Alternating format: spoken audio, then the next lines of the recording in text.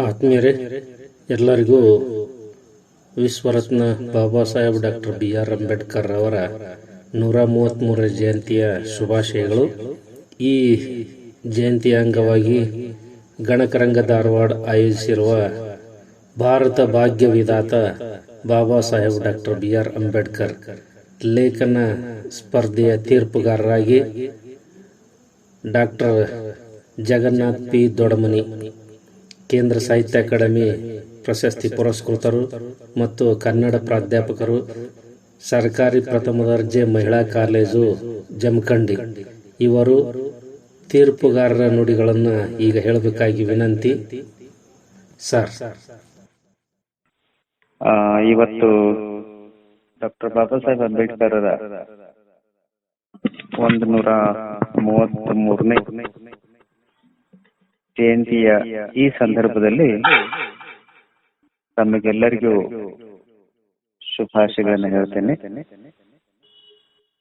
ಗಣಕರಂಗ ಧಾರವಾಡದವರು ಸಿದ್ದರಾಮ ಹಿಪ್ಪರಿಗಿ ಅವರು ಒಂದೊಳ್ಳೆ ಕಾರ್ಯಕ್ರಮವನ್ನು ಈ ಸಂಘಟನೆಯಿಂದ ನೀಡ್ತಾ ಇದ್ದಾರೆ.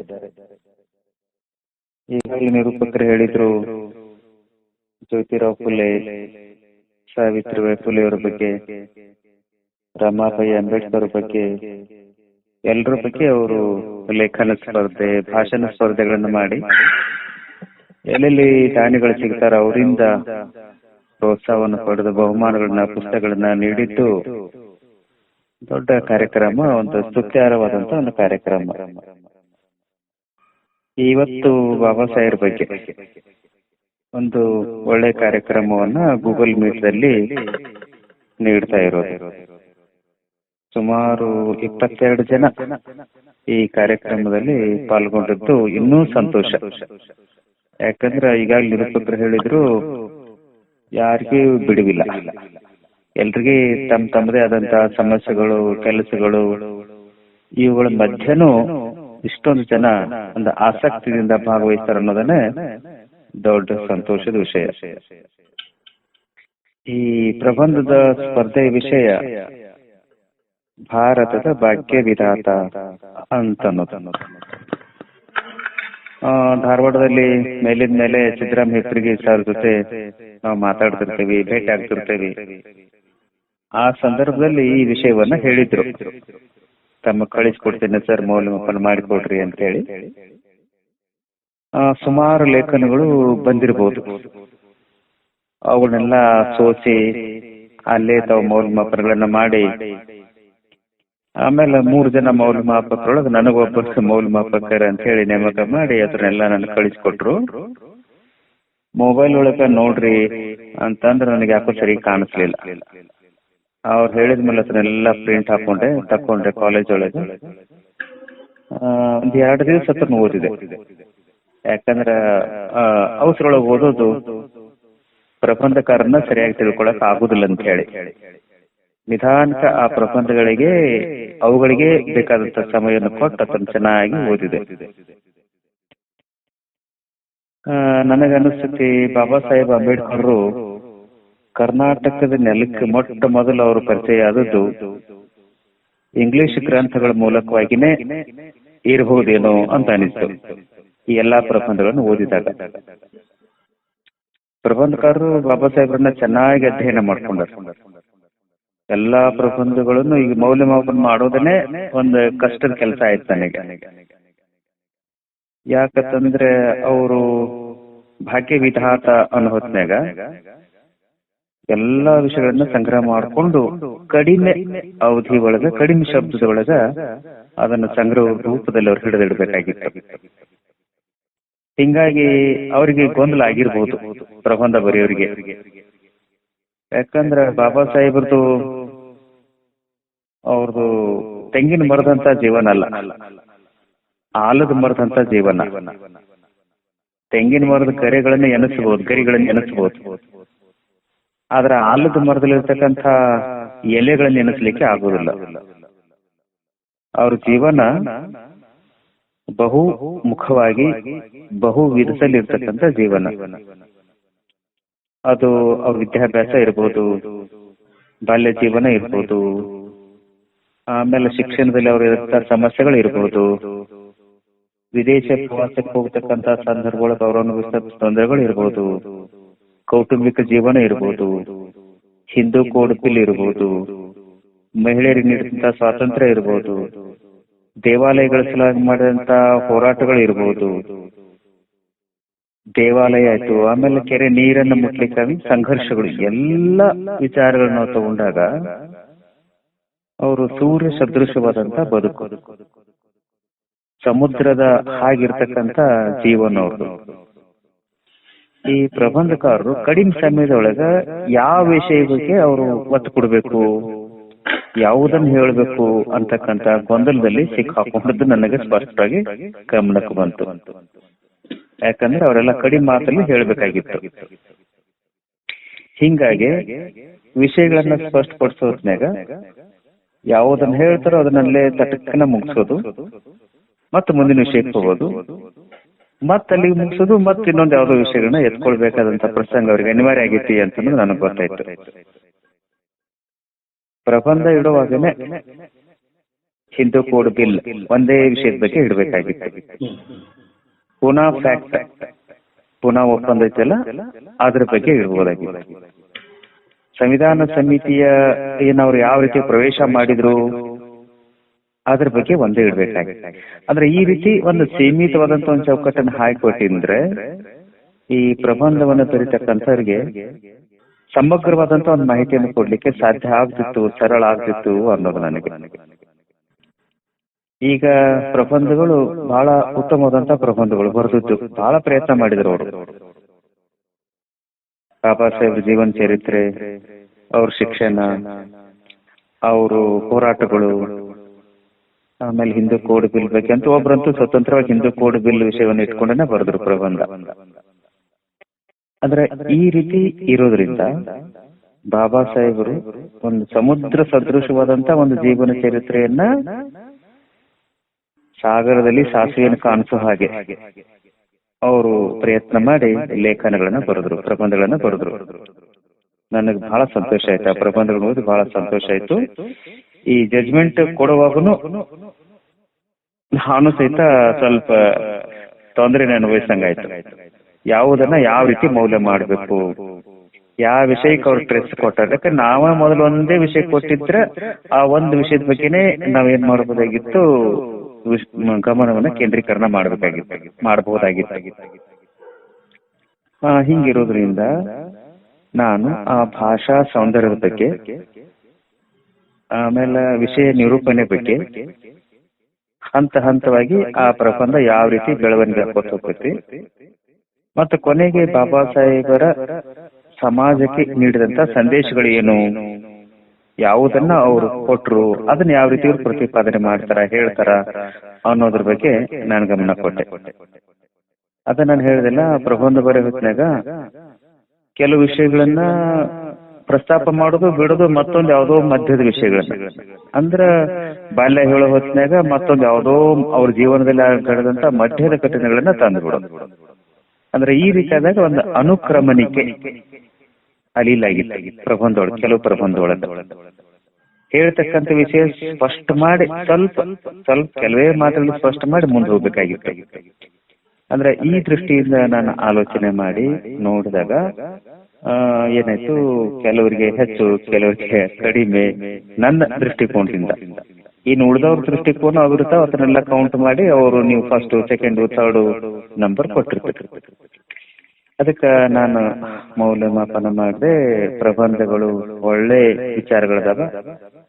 ನಮ್ಮ ಯುವ ಶಕ್ತಿ ಬಾಬಾ ಸಾಹೇಬ್ರನ್ನ ಚೆನ್ನಾಗಿ ತಿಳ್ಕೊಳ್ಳಿಕ್ಕೆ ಅವ್ರು ಪ್ರಯತ್ನ ಮಾಡತಾರ, ಇನ್ನೂ ಪ್ರಯತ್ನ ಮಾಡ್ತಾರ. ಬಾಬಾ ಸಾಹೇಬರ ಆಶಯಗಳನ್ನ ಎತ್ತಿ ಹಿಡಿತಾರ ಅಂತ.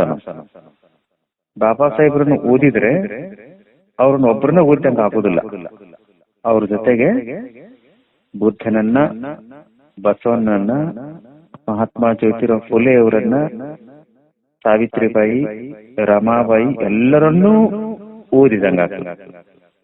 12ನೇ ಶತಮಾನದ ಹೆಂಗೊಂದ್ ದೊಡ್ಡ ಮಾನವೀಯತೆ ಸಲುವಾಗಿ ಹೆಂಗೊಂದ್ ದೊಡ್ಡ ಕ್ರಾಂತಿ ಐತಲ್ಲ, ಹಂಗ ಬಾಬಾ ಸಾಹೇಬರ ಕಾಲದಲ್ಲಿ ಅವರೇ ಮಾಡಿದಂತ, ಬಸವಣ್ಣನ್ ಮಾಡಿದಂಗೆ ಬಾಬಾ ಸಾಹೇಬ್ರು ಸಮಗ್ರವಾದಂತ ಒಂದು ಚಳವಳಿಯನ್ನು ಮಾಡಿದ್ರು.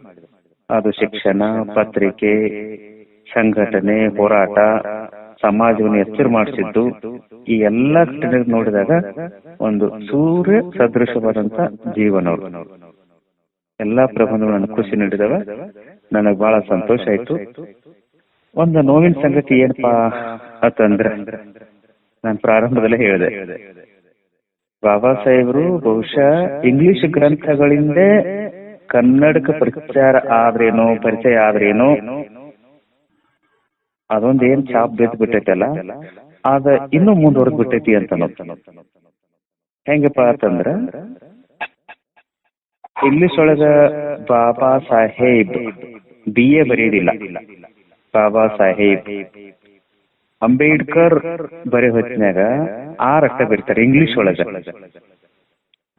ಆದ್ರೆ ಕನ್ನಡ ಎಲ್ಲ ನಮ್ಮ ಹೆಸರುಗಳು, ವ್ಯಕ್ತಿ ಹೆಸರುಗಳು, ಸ್ಥಳನಾಮಗಳು ಎಲ್ಲ ಸಹಜವಾಗಿನ ಸ್ವರ ಅಂತ ಇರ್ತಾವ.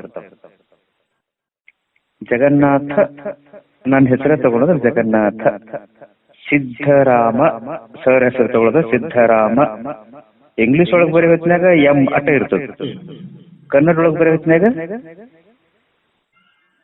ಸಿದ್ಧರಾಮ್ ವ್ಯಂಜನ್ ಮಾಡ್ತೇವೆ ನಾವು, ಜಗನ್ನಾಥ್ ವ್ಯಂಜನ್ ಮಾಡ್ತೇವೆ ನಾವು ಇಲ್ಲ.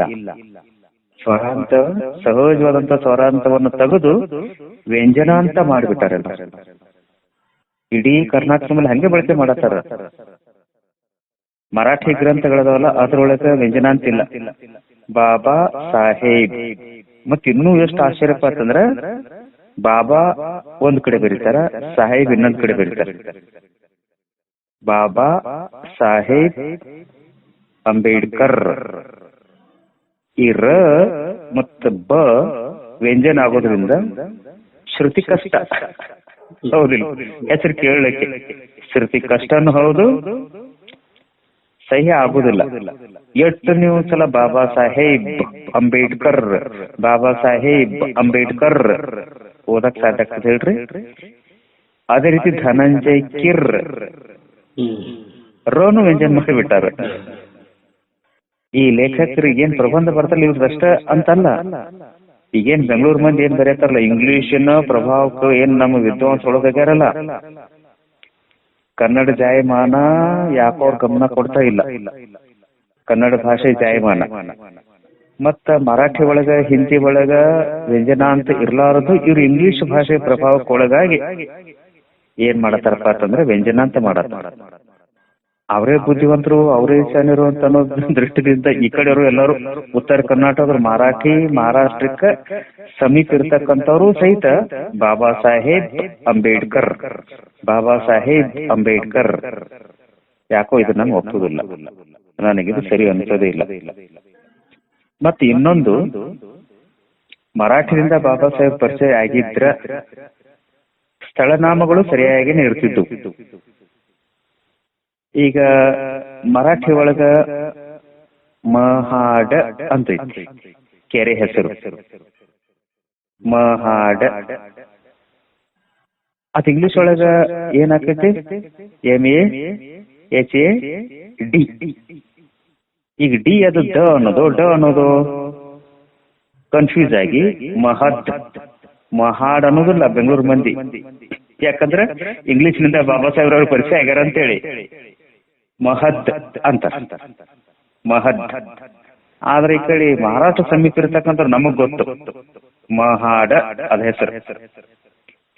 ಇನ್ನೊಂದು ಹೇಳ್ಬೇಕಾದ್ರೆ ಮಹರ್ ಅಂತಾರ, ಮಹರ್ MAHAR. ಹಂಗ ಬೆಂಗಳೂರು ಮಂದಿ ಇಂಗ್ಲಿಷ್ ಅನ್ನ ಉಚ್ಚಾರ ಮಾಡಿ ಗ್ರಂಥಗಳನ್ನ ಬರೆದು ಬಿಟ್ರು.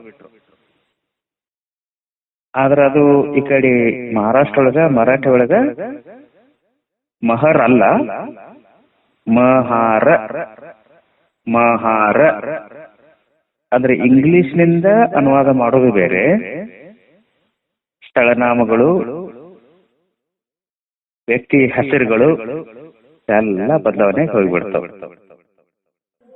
ಅದೇ ಮರಾಠಿದಿಂದ ಕನ್ನಡಕ್ಕೆ ಅನುವಾದ ಮಾಡೋ ಹೊತ್ನ್ಯಾಗ ಮರಾಠಿ ಒಳಗೆ ಯಾವ ರೀತಿ ಸ್ವರ ಅಂತನೋ ವ್ಯಂಜನ ಅಂತನೋ ಡಿನೋ ದನೋ ಅನ್ನೋ ಹೆಸರುಗಳು ಬಂದು ಸ್ಪಷ್ಟವಾಗಿ ಮರಾಠಿ ಗ್ರಂಥಗಳು ಹೆಂಗಿರ್ತಾವ ಹಂಗೆ ಕನ್ನಡದಲ್ಲಿ ಅನುವಾದಗಳು ಬರ್ತಾವ ಅಂತ ನಮ್ಮ ಪ್ರಬಂಧಕಾರನ್ನೆಲ್ಲ ನಾನು ಗಮನಿಸಿದೆ. ನನಗೊಂದು 10 ಪ್ರಬಂಧ ಕಳಿಸಿದ್ರೆ ಎಲ್ಲಾ ಪ್ರಬಂಧ ನೋಡಿದ್ರೆ ಎಲ್ಲರೂ ಬಾಬಾ ಸಾಹೇಬ್ ಬರ್ದ್ಬಿಟ್ಟಾರ, ಅಂಬೇಡ್ಕರ್ ಅಂತ ಬರ್ದ್ಬಿಟ್ಟಾರ. ಹಿಂದೂ ಅನ್ನೋದಿರ್ಲಿ, ಕೋಡ್ ಬಿಲ್ ಅಥವಾ ವ್ಯಂಜನ ಮಾಡ್ಲಿ, ಯಾಕಂದ್ರೆ ಇಂಗ್ಲಿಷ್ ಶಬ್ದಗಳು ಅದಾವ. ಕೋಡ್ ಬಿಲ್ ಅನ್ನೋದು ವ್ಯಂಜನ ಇರ್ಲಿ, ಆದ್ರ ನಮ್ಮ ಕನ್ನಡ ಭಾಷೆಗೆ ಸಹಜವಲ್ಲದಂತ ನಾಮಪದಗಳನ್ನ, ಸ್ಥಳನಾಮಗಳನ್ನ ಅದನ್ನ ವ್ಯಂಜನ ಅಂತ ಮಾಡಿದ್ದನು ಯಾಕೋ ನನಗಷ್ಟು ಸರಿ ಕಾಣಿಸ್ಲಿಲ್ಲ ಅಂತ.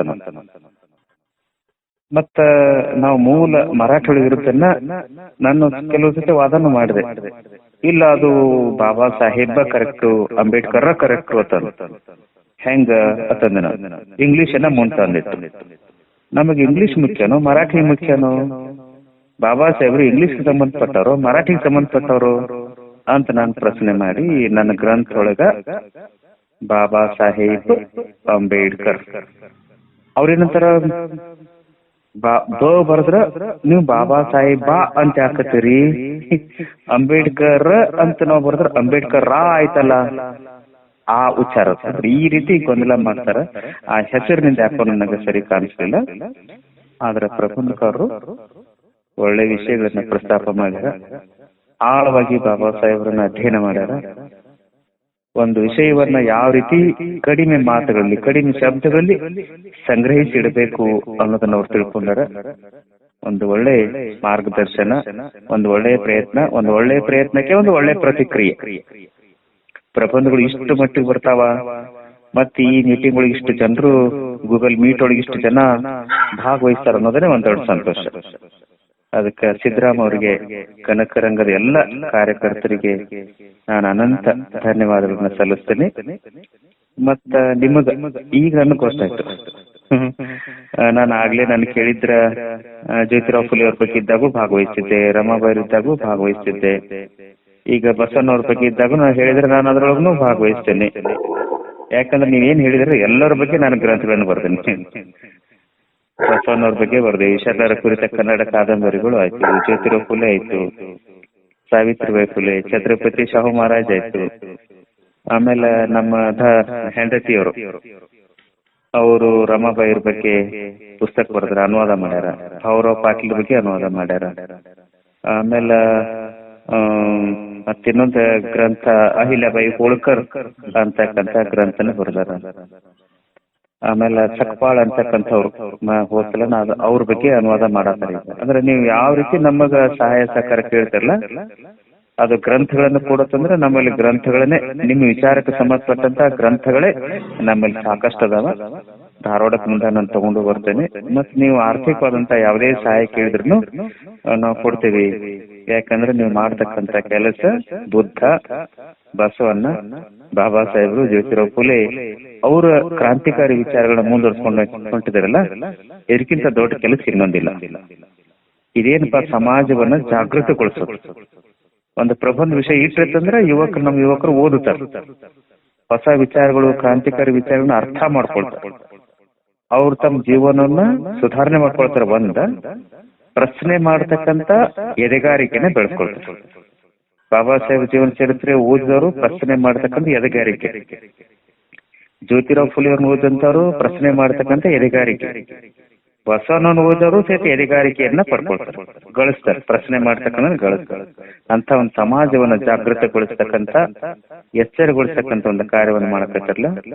ನಿಮಗೆಲ್ಲರಿಗೂ ನಾನು ಕನಕರಂಗದ ಎಲ್ಲ ಪದಾಧಿಕಾರಿಗಳಿಗೆ, ವಿಶೇಷವಾಗಿ ಸಿದ್ದರಾಮ ಅವರಿಗೆ ಅನಂತ ಧನ್ಯವಾದ ಹೇಳ್ತಾ, ಈ ಒಂದು ಒಳ್ಳೆ ಕಾರ್ಯದಲ್ಲಿ ನಾನು ಪಾಲ್ಗೊಳ್ಳುವಂತೆ ಮಾಡಿದಕ್ಕಾಗಿ ತಮಗೆಲ್ಲರಿಗೂ, ಪ್ರಬಂಧಗಳನ್ನು ಬರೆದಂತವರಿಗೆ, ಆಮೇಲೆ ಈ ಮೀಟದಲ್ಲಿ ಭಾಗವಹಿಸಿದಂತ ತಮಗೆಲ್ಲರಿಗೆ ಅನಂತ ಧನ್ಯವಾದ ಹೇಳಿ ನಾನು ಮಾತಾಡೋದು ಮುಗಿಸ್ತೇನೆ. ನಮಸ್ಕಾರ.